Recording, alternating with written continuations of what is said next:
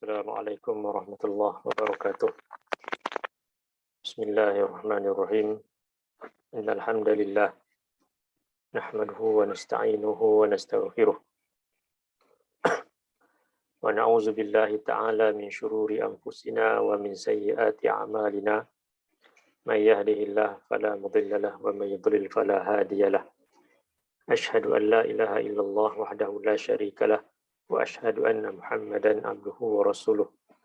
Allahumma salli wa sallim ala nabiyyina Muhammad wa ala alihi wa sahbihi wa man da'a bi da'watihi wa jahada bi jihadihi wa tamassaka bi sunnatihi ila yaumiddin. Allahumma anfa'na bima 'allamtana wa 'allimna ma yanfa'una wa zidna ilma. Subhanaka la 'ilma lana illa ma 'allamtana innaka antal alimul hakim. Allahumma amin. Alhamdulillah, kita syukur kepada Allah Subhanahu wa taala dengan izin dan rahmatnya dapat kita semua bertemu lagi pada pagi ini dalam kelas hadis mingguan. Baik, pagi ini kita akan melihat sebuah hadis berkenaan dengan memelihara lisan.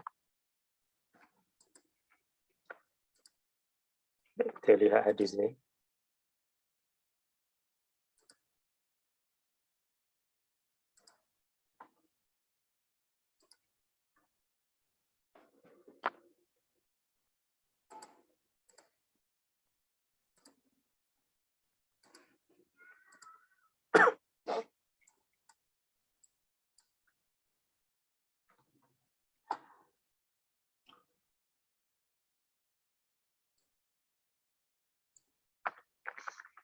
An Abi Hurairah عن النبي صلى الله عليه وسلم قال إن العبد لا يتكلم بالكلمة من رضوان الله لا يلقي لها بالا يرفع الله بها درجات وإن العبد لا يتكلم بالكلمة من سخط الله لا يلقي لها بالا yahwi biha fi jahannam. Daripada Abu Hurairah daripada Nabi sallallahu alaihi wasallam, sabda baginda, innal abda, sesungguhnya seorang hamba itu, la yatakallamu bil kalimati, dia akan mengucapkan suatu ucapan, suatu kalimah min ridwanillah, yang merupakan perkara yang diredai oleh Allah, kata-kata yang diredai oleh Allah, la yulqi laha balan, yang dia tidak merasakan tentang kepentingannya ataupun dia tidak menyadari tentang kepentingan kalimah tersebut. Yarfa'ullahu biha darajat, yang mana dengan kata-katanya itu Allah akan menaikkan darjat kedudukannya.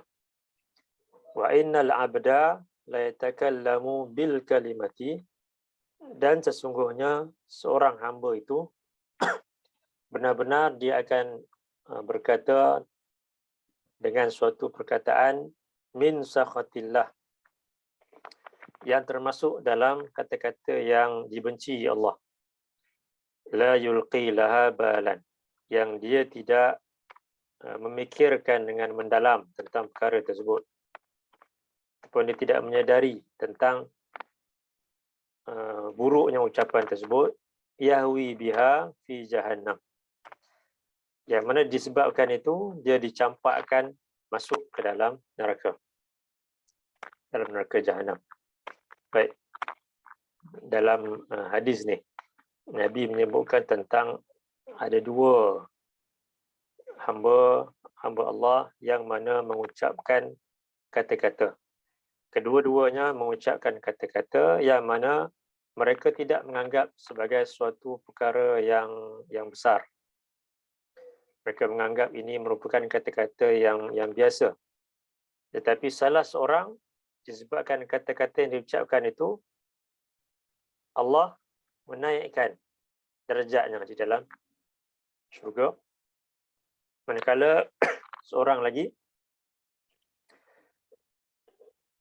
disebabkan kata-katanya itu menyebabkan dia dicampakkan masuk ke dalam neraka. Jadi hadis ni menyebutkan tentang kepentingan supaya kita selaku umat Islam ini untuk memelihara lidah, memelihara ucapan kita. Kerana antara perkara yang menjadi punca ramai manusia berdosa, kemudian seterusnya dimasukkan ke dalam neraka adalah puncanya datang daripada lidah ataupun ucapan yang kita ucapkan itu.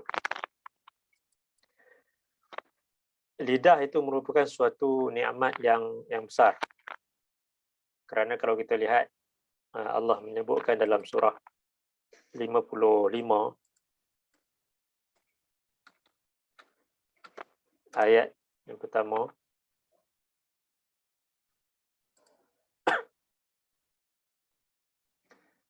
sampai ayat yang ke-4.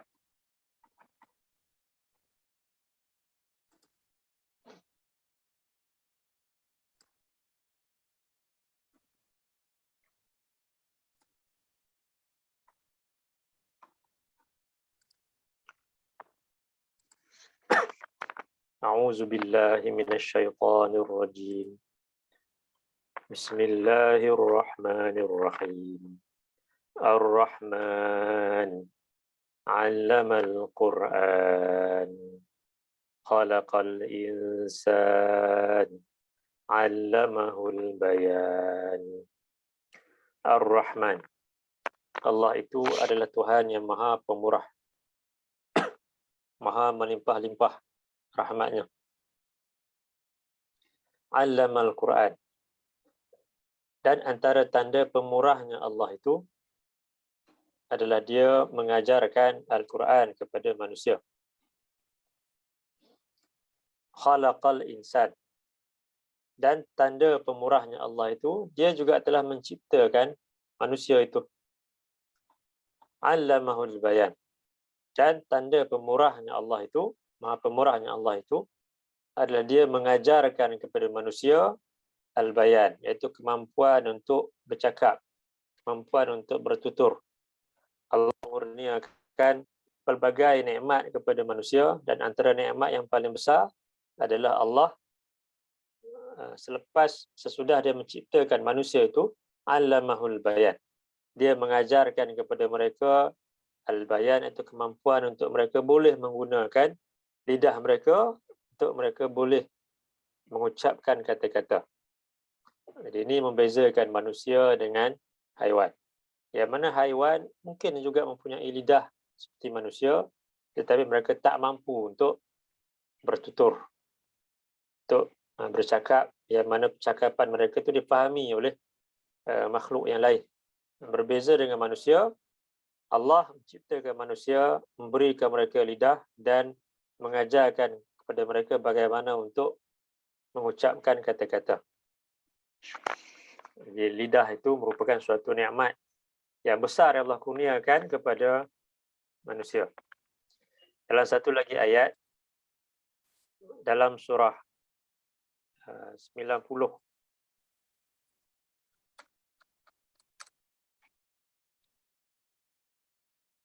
surah 90 ayat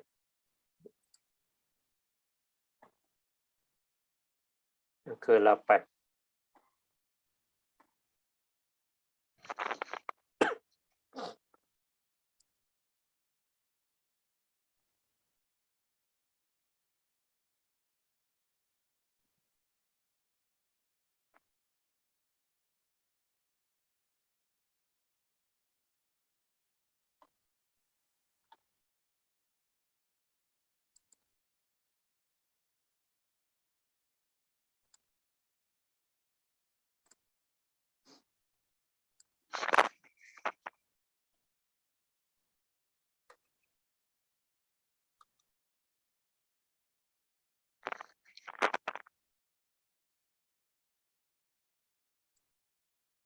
A'udzu billahi minasy syaithanir rajim. Alam naj'al lahu 'ainain ولسانا وشفتين وهديناه النجدين ألم نجعل له عينين. Bukankah kami jadikan baginya, bagi manusia itu ainain, dua mata, untuk dia melihat, untuk dia memerhatikan tentang tanda-tanda kekuasaan Allah, untuk dia melihat tentang kebenaran. Walisanan wa syafatain, dan Allah menjadikannya lidah, satu lidah, wa syafatain, dan dua bibir, untuk ia dapat menyampaikan al-bayan ataupun kata-kata itu. Wa hadainahun najdain, dan kami berikan petunjuk kepadanya, kami bimbingnya kepada dua jalan. Satu jalan kepada kebaikan, satu lagi jalan kepada keburukan. Sebut di sini walisanan wa syafatain. Allah mengurniakan kepada manusia lidah dan dua bibir. Yang mana dengan kedua-dua perkara ini, lidah dan juga bibir itu, manusia boleh untuk mengucapkan kata-kata. Jadi lidah itu merupakan suatu nikmat yang paling besar, antara yang paling besar yang Allah berikan kepada manusia. Yang mana dengan lidah itu, ia mungkin akan menyebabkan manusia menjadi makhluk yang mulia di sisi Allah. Ya Allah angkat darjatnya, kedudukannya. Dan lidah itu juga boleh untuk menyebabkan manusia ni menjadi makhluk yang hina di sisi Allah, yang kemudiannya mencampakkan dia ke dalam neraka. Sebab itu Nabi dalam banyak hadis-hadis baginda, Nabi memberikan peringatan kepada para sahabat baginda supaya memelihara lidah itu. Kerana Nabi tahu bahawasanya lidah merupakan antara penyebab anak Adam itu melakukan banyak dosa. Dalam sebuah hadis Nabi SAW, Nabi menyatakan, "Aktsaru khataya bani Adam fi lisanihi." Kebanyakan dosa yang dilakukan oleh anak Adam itu adalah pada lidahnya.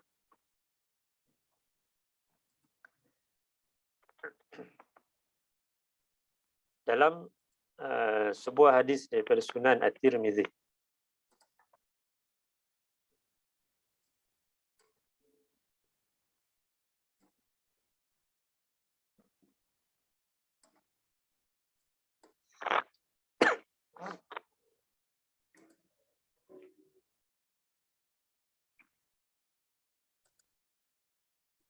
An Sufyan bin Abdullah Al-Thaqafi qala qultu ya Rasulullah hadithni bi amrin a'tasimu bih. Qala qul rabbi Allah thumma istaqim. Qultu ya Rasulullah ma akhwafu ma takhafu alai. Fa akhadha bilisani nafsihi thumma qala hadha.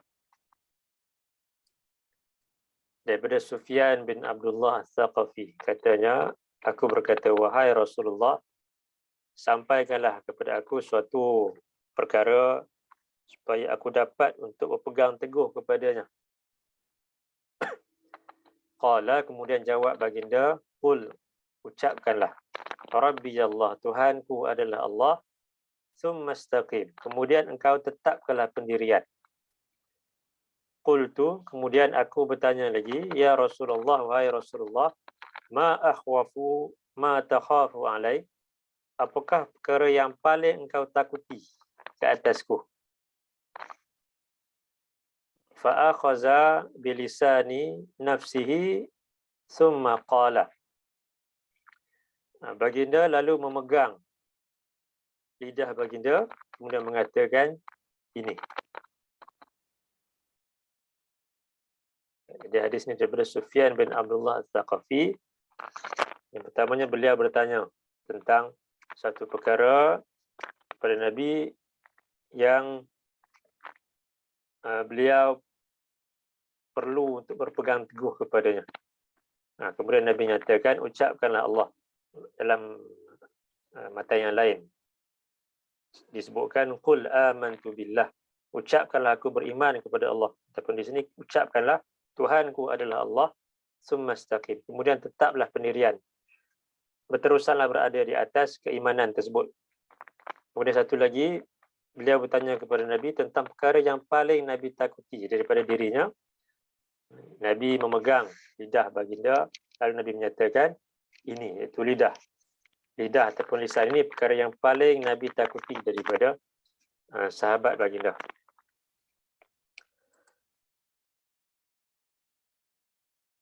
Dalam satu lagi hadis,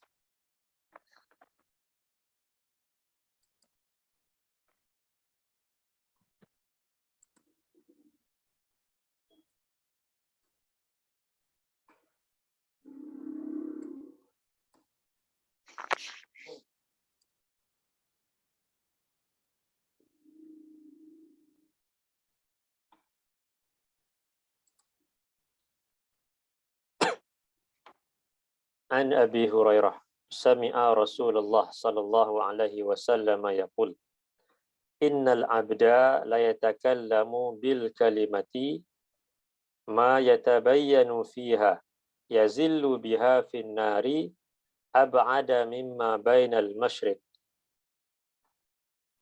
Daripada Abi Hurairah, Rasulullah sallallahu alaihi wasallam, Abi Hurairah mendengar Rasulullah sallallahu alaihi wasallam baginda bersabda, innal abda, sesungguhnya seorang hamba itu, la yatakallamu bil kalimati, benar-benar dia akan mengucapkan suatu kalimah, suatu ucapan, ma yatabayyanu fiha, yang mana dia tidak ambil berat tentang apa yang diucapkan itu. Yazillu biha finnar ab'ada mimma bainal masyriq. Walaupun dia tak ambil berat tentang apa yang diucapkan itu, tapi kata-katanya itulah yang menyebabkan dia tergelincir masuk ke dalam neraka yang luasnya seluas di antara timur dan juga barat.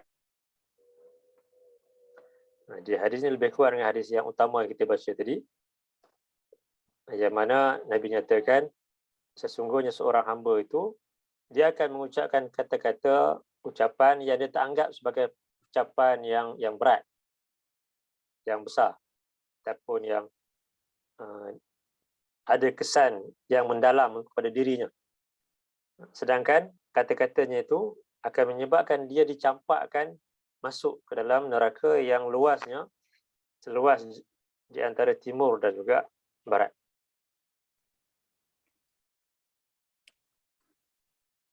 Di banyak lagi hadis Nabi SAW kalau kita nak bincangkan berkenaan dengan lisan ataupun lidah ini. Jadi kesemua hadis-hadis tersebut menunjukkan bahawasanya lidah merupakan suatu nikmat antara nikmat yang paling besar yang Allah berikan kepada manusia. Dan dalam masa yang sama, dia juga boleh menjadi penyebab manusia itu dimasukkan ke dalam neraka. Bahkan kebanyakan dosa daripada anak Adam itu datangnya daripada lidah ni. Jadi sebab itu Nabi SAW dalam satu lagi hadis baginda, Nabi menyebutkan tentang tanda orang-orang yang beriman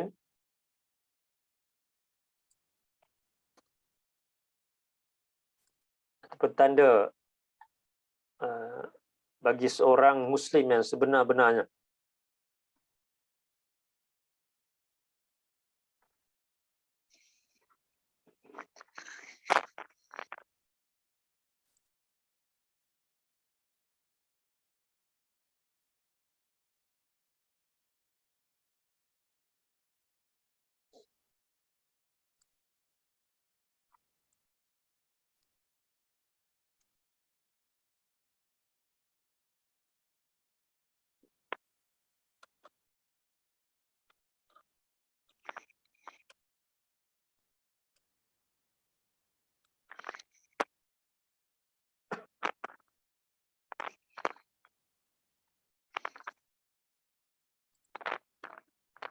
An Abdullah bin Amr qala Rasulullah sallallahu alaihi wasallam, al-muslimu man salima al-muslimuna min lisanihi wa yadihi wal muhajiru man hajara ma nahallahu an.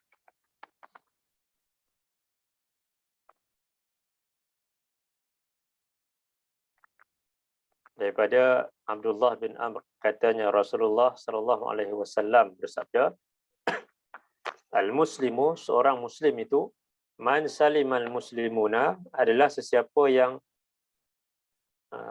muslim yang lain selamat, min lisanihi wa yadihi, selamat daripada keburukan lidahnya dan tangannya. Wal muhajiru man hajara ma nahallahu anhu, dan seorang muhajir itu adalah seorang yang berhijrah meninggalkan apa yang dilarang oleh Allah daripadanya. Dan ini merupakan lafaz daripada Sahih Al-Bukhari. Manakala lafaz dalam Sahih Muslim, Nabi menyebutkan, Nabi ditanya oleh sahabat, inna rajulan sa'ala Nabi sallallahu alaihi wasallam ayyul muslimina khair. Sesungguhnya seorang lelaki bertanya kepada Nabi sallallahu alaihi wasallam, siapakah muslim yang paling baik? Qala man salimal muslimuna min lisanihi wa yadihi. Lalu jawab baginda, muslim yang paling baik itu ialah seorang muslim yang lain selamat daripada kejahatan ataupun keburukan lidahnya dan keburukan tangannya. Di sini Nabi sebutkan tentang tanda kebaikan seorang muslim itu adalah dia sentiasa memelihara dua perkara, iaitu lidahnya dan juga tangannya daripada menyakiti orang yang lain. Kerana ini merupakan suatu dosa yang walaupun mungkin dianggap sebagai perkara yang kecil di sisi kita, tetapi di sisi Allah sebenarnya ia besar. Kerana ia disertai dengan ancaman yang keras daripada Nabi SAW. Seperti kita lihat tadi, yang mana mungkin dengan lisannya itu, Allah boleh untuk mengangkat darjatnya setinggi-tingginya dan boleh untuk mencampakkannya masuk dalam neraka yang luas, seluas timur dan juga barat itu. Dan dalam satu lagi hadis, Nabi menyebutkan berkenaan dengan, kalau di sini tanda keislaman seorang. Satu lagi hadis, Nabi sebutkan berkenaan tanda keimanan seorang itu.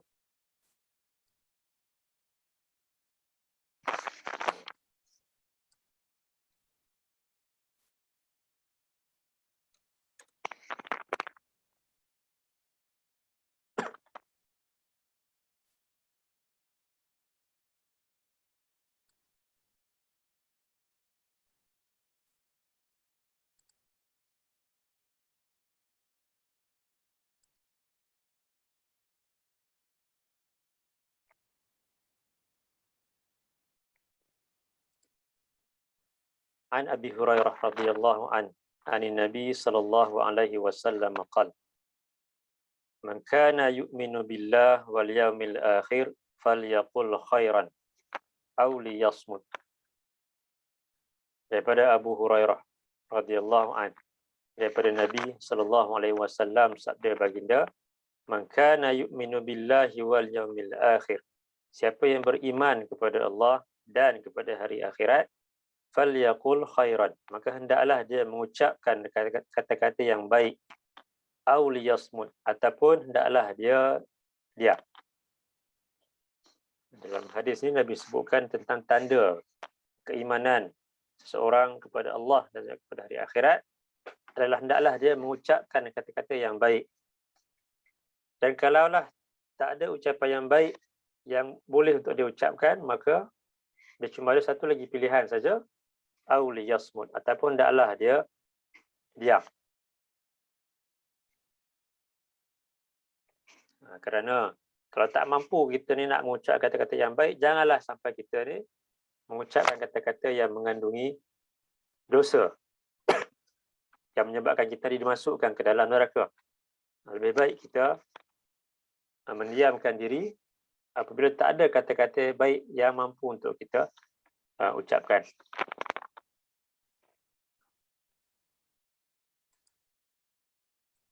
Dalam Quran, kalau kita lihat, Allah sebut dalam surah 49,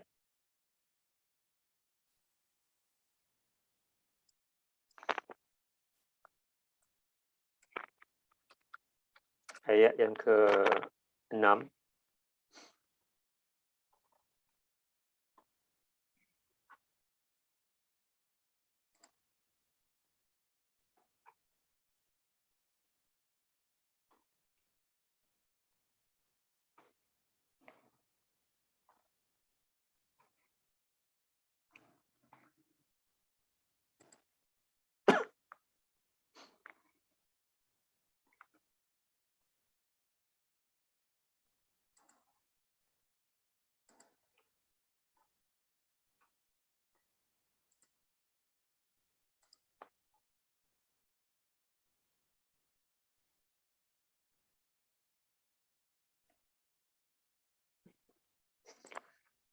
Ayat yang ke-11. 49 ayat yang ke-11. Dalam surah Al-Hujurat ini Allah menyebutkan tentang beberapa perkara ataupun dosa yang datang disebabkan oleh lidah manusia itu. Yang mana Allah ketika menyebutkan berkenaan dengan perkara tersebut, Allah mulakan ayat itu dengan ya ayyuhallazina aman. Maknanya ini suatu pesanan, suatu perintah. Apabila Allah menyebutkan ya ayyuhallazina amanu, dia kata para sahabat antaranya Ibnu Mas'ud, ini suatu perintah, suatu panggilan Allah kepada orang-orang yang beriman. Yang mana jika orang-orang yang beriman, jika mereka ni ada iman dalam hati mereka, pasti mereka akan berikan perhatian kepada kata-kata yang akan Allah ucapkan, yang akan Allah nyatakan dalam ayat tersebut. Seperti mana kalau seorang anak bila ibu atau ayahnya memanggil namanya, dia sebagai seorang anak, dia ada tanggungjawab untuk menyaut dan juga untuk melaksanakan perintah ibu dan juga bapanya itu. Dan seorang anak yang baik, bila dia dengar nama dia dipanggil oleh ibu ataupun bapanya, tentu dia akan bersegera untuk menyaut dan juga bersegera untuk melaksanakan perintah tersebut. Itu kalau anak kepada ibu ataupun bapa. Tapi ini merupakan suatu panggilan Allah, perintah Allah terhadap orang-orang yang merasakan dalam diri mereka ada keimanan. Jadi bila mereka mendengar ya ayyuhallazina amanu, mereka akan segera untuk berikan perhatian untuk laksanakan segala perintah yang ada di dalam ayat itu. Jika mereka merasakan diri mereka termasuk di kalangan orang-orang yang beriman. Tapi kalau mereka merasakan ini bukan ayat untuk mereka, maka tentulah mereka tak berikan perhatian kepada ayat tersebut. Jadi Allah sebut di sini,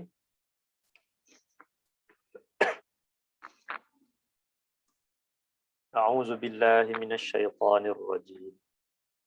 Ya ayyuhalladzina amanu la yaskhar qaumun min qaum asa an yakunu khairan minhum wala nisa'un min nisa'in asa an yakunna khairan minhum ولا تلمزوا أنفسكم ولا تنابزوا بالألقاب بئس الاسم الفسوق بعد الإيمان ومن لم يتب فأولئك هم الظالمون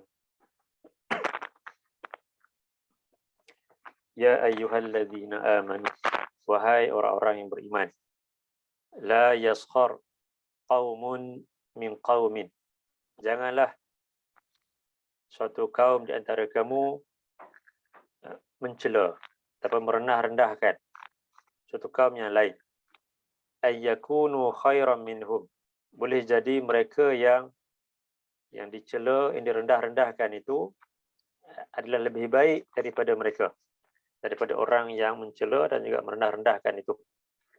Wala nisa'um min nisa'in, dan janganlah juga sekumpulan wanita mencela, merendah-rendahkan wanita yang lain. Asa an yakunna khairan minhun. Boleh jadi Mereka yang dicela itu lebih baik daripada orang yang mencela dan merendah-rendahkan. Wala talmizu anfusakum. Janganlah kamu mengatakan yang buruk terhadap orang yang lain. Wala tanabazu bil alqab. Dan janganlah kamu saling panggil-memanggil dengan panggilan-panggilan yang buruk. Nama-nama yang tak disukai, nama-nama yang dibenci. Bi'salismul fusuqu ba'dal iman. Seburuk-buruk nama adalah kefasikan sesudah daripada keimanan. Kerana perkara yang disebutkan ini boleh menyebabkan seorang yang beriman itu termasuk ke dalam golongan yang fasik, melakukan perbuatan yang derhaka kepada Allah. Wa man lam yatub fa ulaika humuz zalimun. Dan siapa yang tidak bertaubat daripada perbuatan fasik ini, fa ulaika humuz zalimun, maka merekalah orang-orang yang zalim. Jadi Allah mulakan dengan ya ayyuhallazina amanu. Ini nak menunjukkan bahawasanya golongan yang beriman sekalipun ada ketikanya mungkin mereka terjebak dalam dosa yang Allah sebutkan di sini, iaitu dosa merendah-rendahkan orang yang lain, dosa mengucapkan kata-kata yang buruk kepada orang yang lain, dosa menggelar dengan gelaran-gelaran yang buruk. Dan ini semua merupakan perbuatan yang fasik. Dan dosa walaupun mungkin tak sampai kepada syirik kepada Allah, tapi ia merupakan suatu bentuk kezaliman. Allah gelarkan mereka ini sebagai golongan yang zalim, kerana mereka menzalimi diri mereka sendiri dengan melakukan dosa itu, dan dalam masa yang sama mereka juga menzalimi orang yang lain dengan lisan ataupun kata-kata mereka. Dan perbuatan ini perlu kepada taubat. Dia tak cukup sekadar memperbanyakkan solat sunat, memperbanyakkan puasa, sedekah dan sebagainya. Apabila dosa melibatkan manusia yang lain, maka perlu kepada taubat dan perlu kepada untuk mereka memohon kemaafan ataupun mereka mengembalikan hak yang telah pun diambil daripada orang tersebut. Oleh sebab itu Allah nyatakan, siapa yang tidak bertaubat, tidak menyesal, tidak meninggalkan dosa tersebut, tidak memohon kemaafan, tidak mengembalikan hak orang yang dizalimi itu, faulaika humuz zalimun, maka merekalah orang-orang yang zalim. Kemudian dalam satu lagi ayat seterusnya,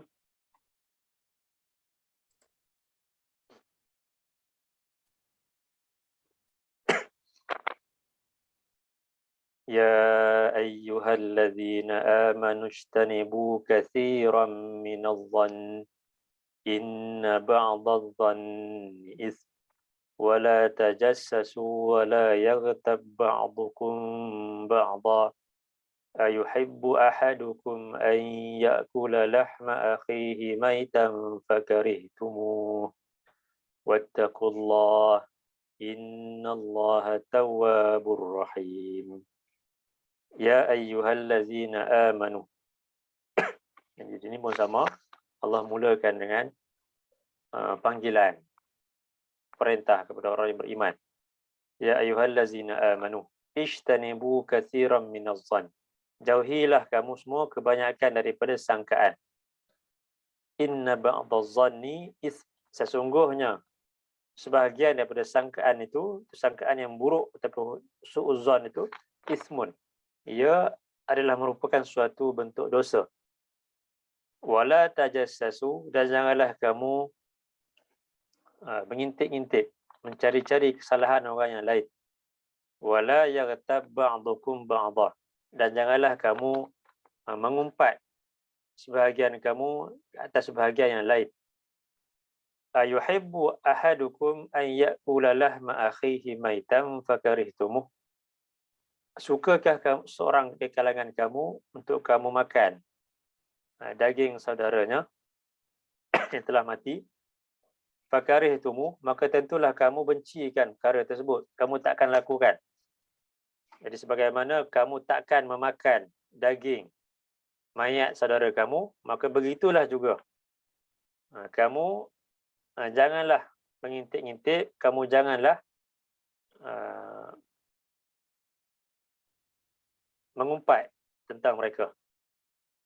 Sebagaimana kamu bencikan untuk makan daging mereka, maka begitulah juga bencikan perbuatan mengintip dan juga perbuatan mengumpat mereka. Wattaqullah, dan bertakwalah kamu kepada Allah. Innallaha tawwabur rahim. Sesungguhnya Allah itu Maha penerima taubat lagi Maha penyayang. Di sini juga Allah akhiri dengan perkara yang sama dengan ayat tadi.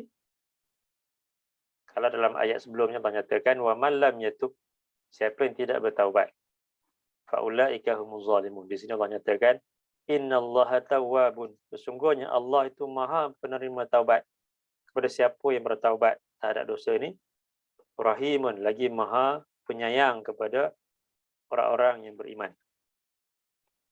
Jadi ini antara dosa yang mungkin sering dilakukan oleh orang-orang yang beriman kerana mereka menganggap ia merupakan dosa yang kecil di sisi Allah. Sedangkan hakikatnya, inilah dosa, antara dosa yang besar yang akan menyebabkan seorang itu dimasukkan ke dalam neraka. Ataupun boleh untuk menghapuskan amalan kebaikannya.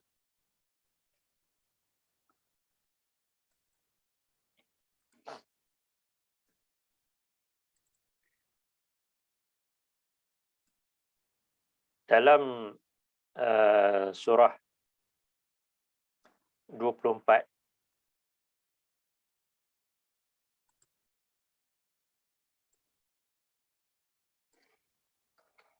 ayat yang ke-15.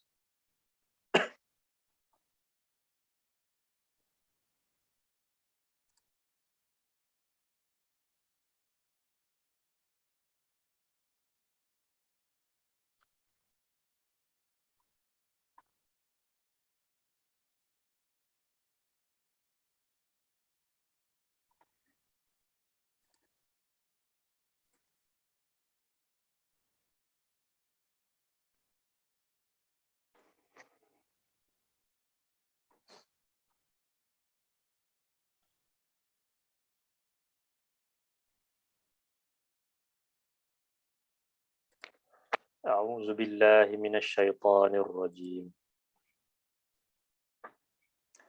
إذ تلقونه بألسنتكم وتقولون بأفواهكم ما ليس لكم به علم وتحبسونه هينا وهو عند الله عظيم.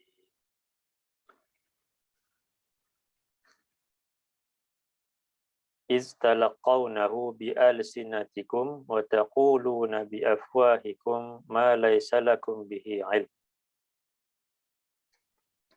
Iaitu tak kala kamu bertanya ataupun kamu menyampaikan kata-kata yang dusta itu dengan lidah kamu, wa taquluna bi afwahikum ma laysa lakum bihi ilm, dan kamu perkatakan dengan mulut kamu perkara yang kamu tak ada ilmu pengetahuan tentangnya, kamu tak tahu tentangnya. Wa tahbasunahu hayyinan, dan kamu menyangkanya perkara yang kecil. Wa huwa 'indallahi 'azim, sedangkan ia di sisi Allah adalah suatu perkara yang besar.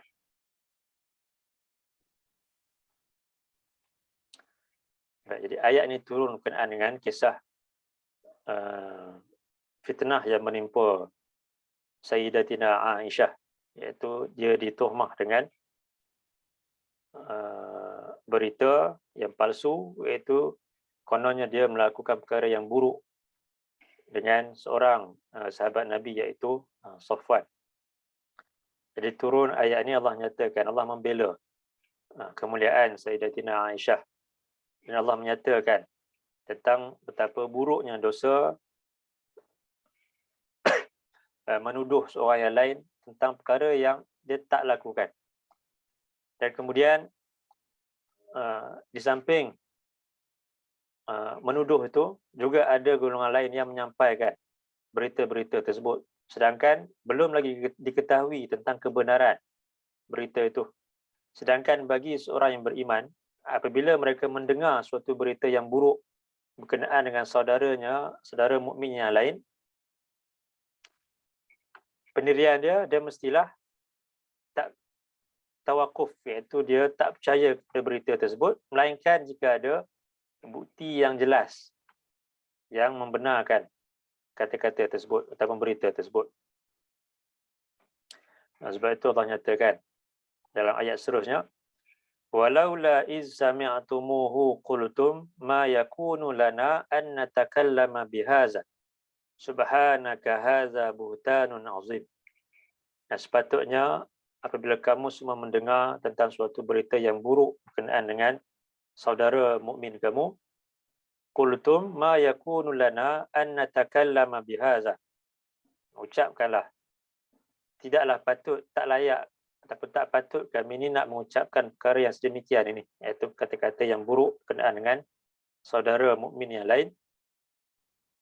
Subhanaka haza buhtanun azim, dan ucapkanlah, maha suci Allah, ini suatu pendustaan yang besar.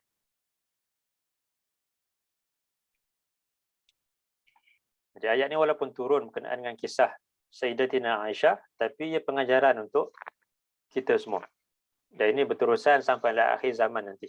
Iaitu apabila kita mendengar suatu perkara yang buruk berkenaan dengan seorang saudara kita yang lain, yang mungkin disampaikan oleh orang yang membenci mereka, jadi kita sebagai seorang Muslim, janganlah terus percaya kepada perkara tersebut. Jadi kita ucapkan seperti mana yang Allah sebut dalam ayat sebelum ni. Jadi kita ni tak sepatutnya mengucap kata-kata yang sedemikian. Ma yakunu lana an natakallama bihaza, tak patut kita ucap kata-kata sedemikian ini. Haza buhtanun azim, ini adalah suatu pendustaan yang besar. Dan kemudian Allah juga nyatakan dalam ayat sebelumnya, ayat yang ke-12,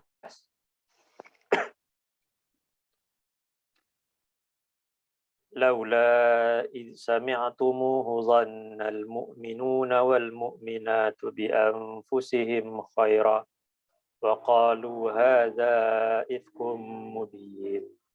Laula id sami'tumuhu, mengapakah tidak semasa kamu mendengar kata-kata tersebut, itu kata-kata yang buruk kepada orang yang lain, dhannal mu'minun wal mu'minat bi anfusihim khaira, kamu bersangka dengan sangkaan yang baik terhadap saudara mukmin kamu itu.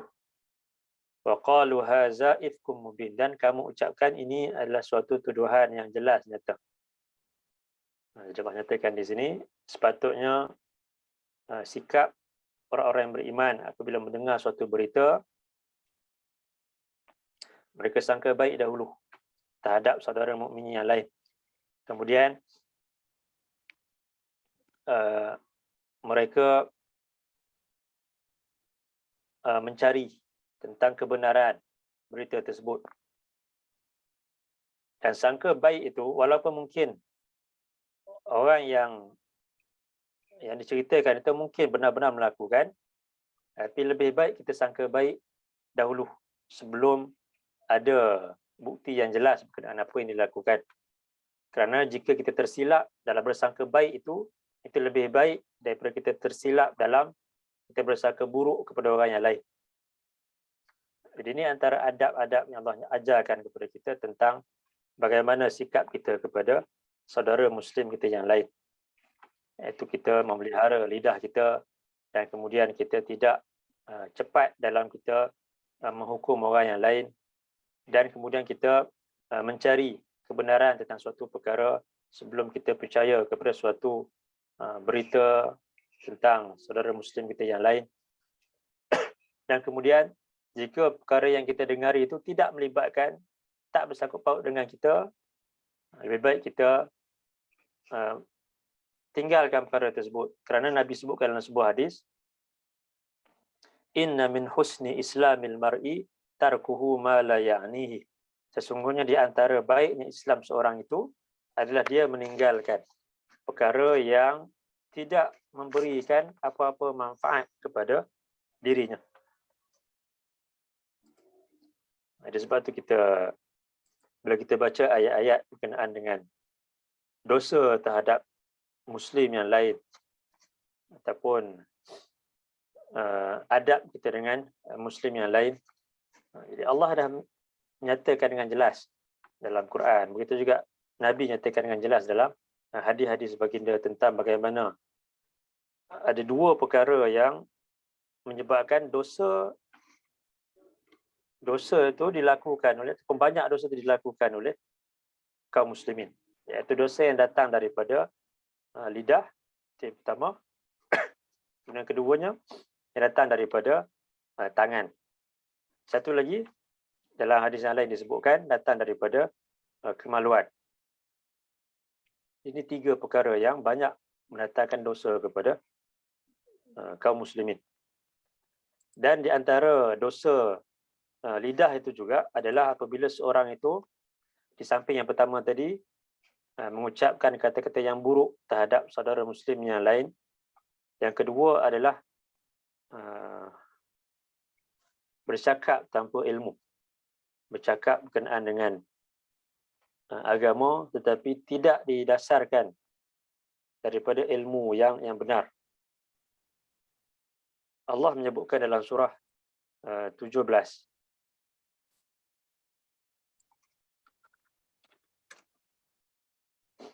ayat 36.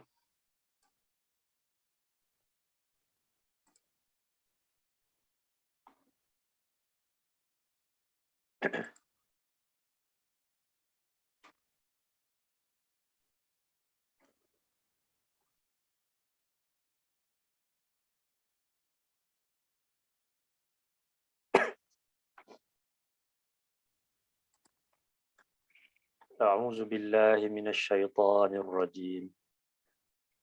Wala taqfu ma laysa laka bihi 'ilm. Innas sam'a wal basara wal fuada kullu ulaika kana anhu mas'ula. Wala taqfu ma laysa laka bihi 'ilm. Dan janganlah engkau mengikut apa yang kau tak ada sebarang pengetahuan tentangnya. Inna sam'a wal basara wal fuada kullu ulaika kana anhu mas'ula. Sesungguhnya pendengaran, penglihatan dan akal fikiran itu, setiap perkara tersebut kamu semua akan dipertanggungjawabkan tentang apa yang ketiga-tiga perkara ini lakukan. Jadi Allah sebutkan berkenaan dengan kepentingan adanya ilmu. Jadi sebab itu antara kewajipan yang besar bagi seorang Muslim adalah menuntut ilmu. Tapi ada sebahagian di kalangan kaum muslimin yang menyampaikan perkara berkenaan dengan agama yang mungkin niatnya baik, itu untuk menyampaikan dakwah dan sebagainya, tapi mengucapkan kata-kata yang bertentangan dengan apa yang Allah dan Nabi sampaikan. Kadang-kadang seorang yang nak menyampaikan dakwah tapi menyampaikan berita-berita yang palsu, hadis-hadis yang palsu, cerita-cerita yang tak masuk akal, yang bertentangan dengan apa yang Allah dan Nabi sampaikan. Sedangkan perkara tersebut akan dipertanggungjawabkan pada hari akhirat nanti. Walaupun dengan niat yang baik, tetapi apabila mengucapkan perkara khususnya berkaitan dengan agama ini bukan berdasarkan daripada ilmu yang benar, maka ia akan menyebabkan kesan yang buruk. Kita lihat hari ini ramai orang yang nak menyampaikan dakwah menggunakan media sosial dan sebagainya. Tapi mereka menyebarkan hadis-hadis yang palsu, menyebarkan amalan-amalan yang tak pernah diajarkan oleh Nabi sallallahu alaihi wasallam. Yang mana ini akan menyebabkan dosa yang besar di sisi Allah. Kerana ia bukan sekadar kesan tu kepada seorang saja, tapi kepada ramai orang yang lain. Dan lebih lagi apabila perkara tersebut disampaikan melalui media sosial contohnya. Perkara yang bukan agama dianggap sebagai agama. perkara yang tak pernah diperintahkan Nabi dan juga Rasul dianggap oleh orang ramai sebagai ajaran Allah dan juga ajaran Rasul. Allah sebut dalam surah 2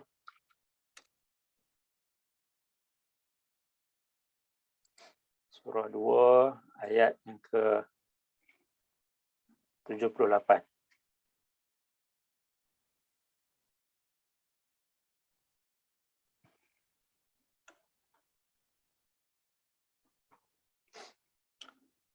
A'udzu billahi minasyaitonir rajim.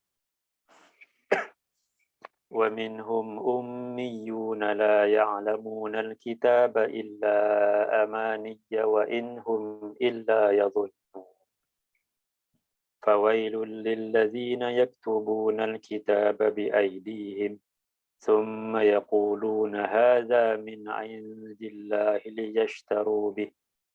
ليشتروا به ثمنا قليلا فويل لهم مما كتبت أيديهم وويل لهم مما يكسبون وقالوا لن تمسنا النار إلا أياما معدودة قل أتخذتم عند الله عهدا فلن يخلف الله عهده أم تقولون على الله ما لا تعلمون.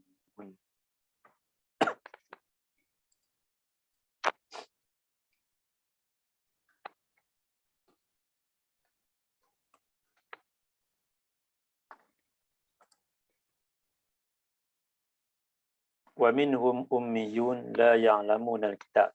Dan sebahagian daripada mereka adalah orang-orang yang ummi. Itu orang-orang yang la ya'lamunal kitab, tidak mengetahui tentang al-kitab itu. Illa amani, melainkan hanyalah angan-angan. Iaitu melainkan hanyalah angan-angan dan sangkaan yang disampaikan oleh orang lain kepada mereka. Mereka anggap ini sebagai agama, ini sebagai ajaran Allah dan juga Rasul, tapi rupa-rupanya ini merupakan kata-kata yang dusta, yang palsu yang disampaikan oleh orang lain, yang mereka dengar dan kemudian mereka pula sampaikan. Fawailul lillazina yaktubuna alkitaba biaidihim, maka celakalah bagi orang-orang yang mereka menulis alkitab itu dengan tangan-tangan mereka.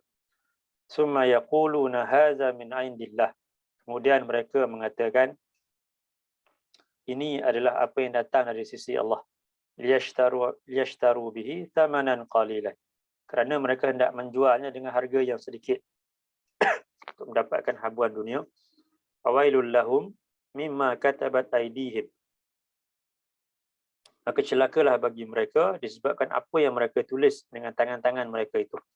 Fawailul lahum mimma yaksibun, dan celakalah bagi mereka disebabkan apa yang mereka usahakan. Allah sebutkan tentang golongan yang ditimpa kecelakaan disebabkan perbuatan mereka menyampaikan sesuatu yang bukan datang daripada Allah dan juga Rasul.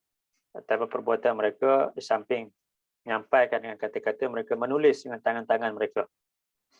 Dan mereka dakwa ini apa yang Allah dan Rasul perintahkan, sedangkan ia sebaliknya. Wa qalu lan tamassana an-nar illa ayyaman ma'dudah, dan kata mereka api neraka itu tak akan menyentuh kami melainkan beberapa hari yang dapat dibilang. Qul attakhaztum 'indallahi ahdan falan yukhlifallahu ahdah, katakanlah adakah kamu semua telah ada perjanjian dengan Allah yang Allah tak akan menyalahi janjinya kepada kamu, iaitu tidak akan mengazab kamu. Am taquluna 'ala Allah ma la ta'lamun, ataupun kamu mengatakan terhadap Allah apa yang tidak kamu ketahui. Di sini Allah sebutkan dosa yang mereka lakukan, kata-kata yang mereka ucapkan, tangan-tangan yang mereka tulis, tulisan-tulisan itu mereka lakukan dengan tanpa pengetahuan.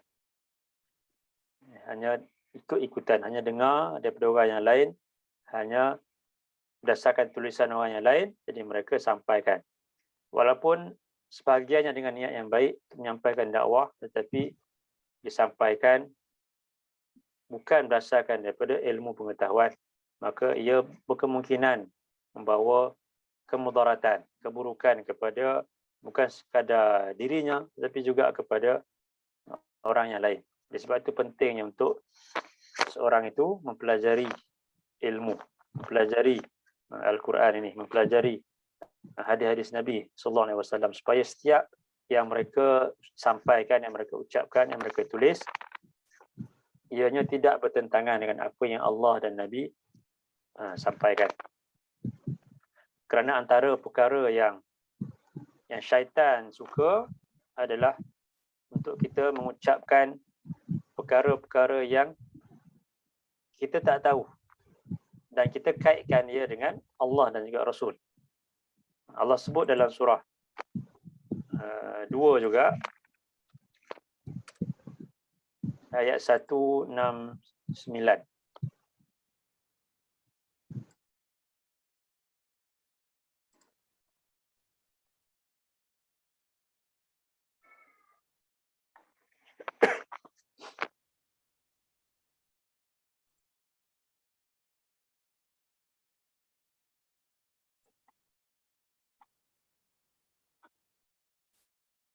A'udzu billahi minasyaitonir rajim. Innama ya'murukum bis-su'i wal fahsya' wa an taqulu 'ala Allahi ma la ta'lamun. Innama ya'murukum bis-su'i wal fahsya' wa an taqulu 'ala Allah ma la ta'lamun.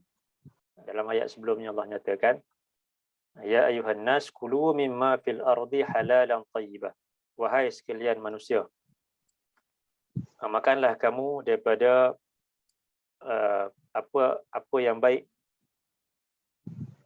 makanan yang halal lagi baik.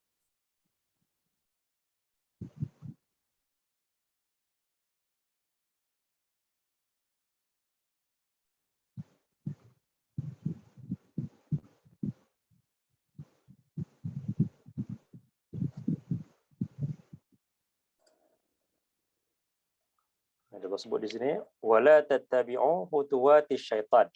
Dan janganlah kamu mengikut jejak langkah syaitan.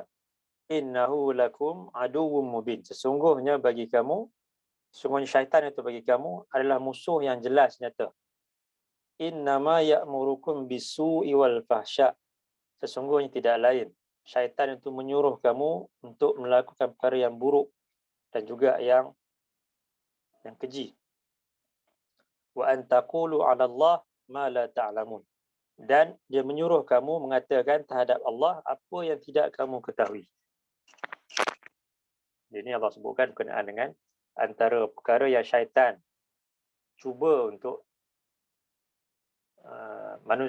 untuk hasut manusia lakukan adalah di samping perbuatan yang buruk, yang keji dan juga yang buruk, syaitan juga akan menghasut manusia supaya mengucapkan terhadap Allah apa yang kita tak tahu. Iaitu kita ucapkan dengan agama ini dan kita kaitkan dengan Allah dan juga Rasul, sedangkan apa yang kita sampaikan itu bertentangan dengan apa yang Allah dan Rasul sampaikan.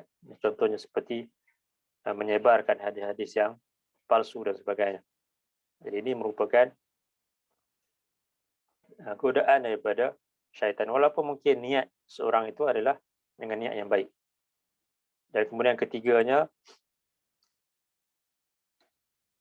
seseorang itu juga mungkin akan melakukan dosa dengan mengucapkan perkara-perkara yang tidak perlu.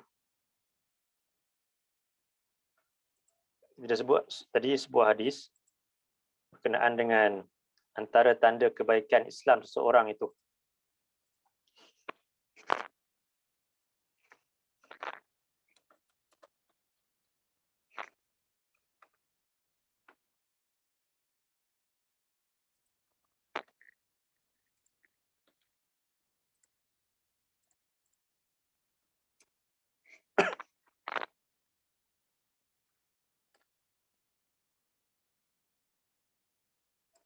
Wa an Abi Hurairah radhiyallahu anhu qala Rasulullah sallallahu alaihi wasallam min husni islamil mar'i tarkuhu ma la ya'nihi. Daripada Abi Hurairah radhiyallahu anhu katanya, Rasulullah SAW bersabda, di antara tanda baiknya Islam seorang itu adalah dia meninggalkan perkara yang tidak perlu bagi dirinya. Jadi termasuklah perkara-perkara yang tak perlu ataupun yang tak ada faedah untuk kita perkatakan. Walaupun mungkin kadang-kadang ia tidaklah sampai kepada perkara yang dosa, tetapi mungkin ia perkara yang melalaikan, contohnya yang lara dan sebagainya. Jadi bagi seorang Muslim yang baik, dia akan cuba untuk meninggalkan perkara tersebut, bercakap tentang perkara-perkara yang tak berikan sebarang manfaat, walaupun mungkin tak mendatangkan dosa, tapi yang menghabiskan masa, yang menyebabkan seorang itu lalai dan sebagainya. Jadi sebab itu kata Ibnu Mas'ud, seorang sahabat Nabi, ma min syai'in ahaqqu bisijni minal lisan. Tak ada sesuatu yang lebih berhak untuk dipenjarakan daripada lisan ataupun daripada lidah itu.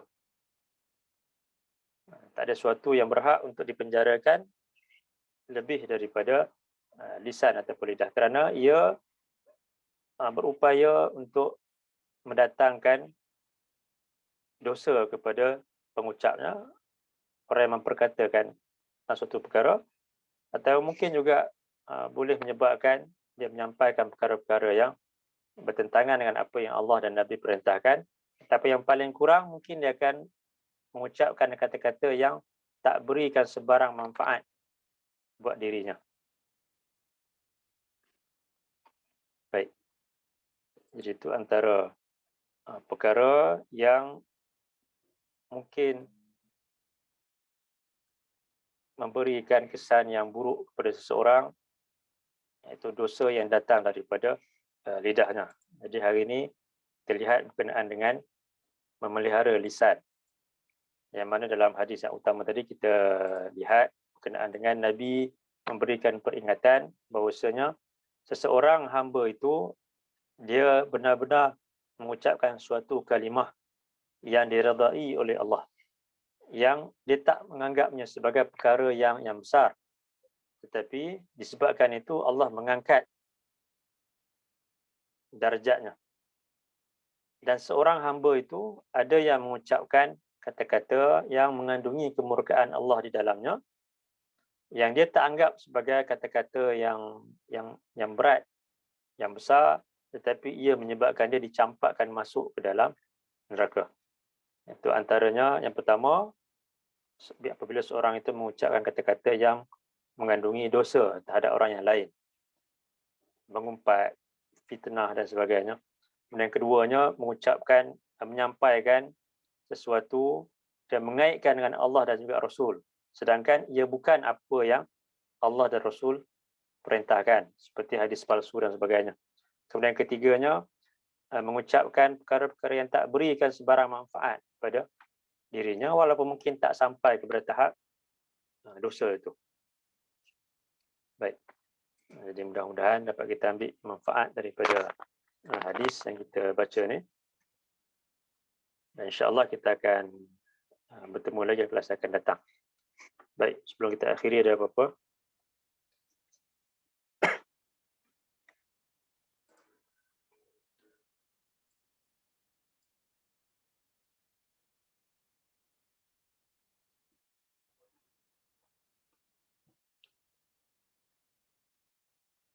Okey, baik. Jadi kalau tak ada apa-apa, saya dulu untuk pagi ini. Mudah-mudahan dapat kita ambil sikit sebanyak manfaat daripada hadis-hadis ini dan juga daripada ayat-ayat tadi. Dan mudah-mudahan Allah jadikan kita ni golongan yang sentiasa memelihara lidah, kerana Nabi nyatakan antara perkara yang paling banyak mendatangkan dosa kepada seorang anak Adam itu adalah disebabkan lidahnya itu. Jadi insya-Allah sekian itu dulu untuk pagi ini. Aqulu qawli hadza wa astaghfirullahal azim li wa lakum. Allahumma ja'al hadza jam'ana jam'an marhuma wa tafarruqana min ba'dihi tafarruqan ma'suma. Allahumma inna na'udzubika minal baras wal junun wal juzam wa min sayyi'il asqam. Allahumma inna nas'aluka ilman nafi'a wa rizqan tayyiba wa amalan mutaqabbala. Subhanakallahumma wa bihamdika asyhadu an la ilaha illa anta astaghfiruka wa atubu ilaik. Wa sallallahu ala nabiyyina Muhammad wa ala alihi wa sahbihi wa sallam. Alhamdulillahi rabbil alamin. Allahumma amin. Assalamualaikum warahmatullahi wabarakatuh. Waalaikumsalam warahmatullahi wabarakatuh. Jazakallah khairan Ustaz. Jazakallah Iya. khairan Ustaz. Iya.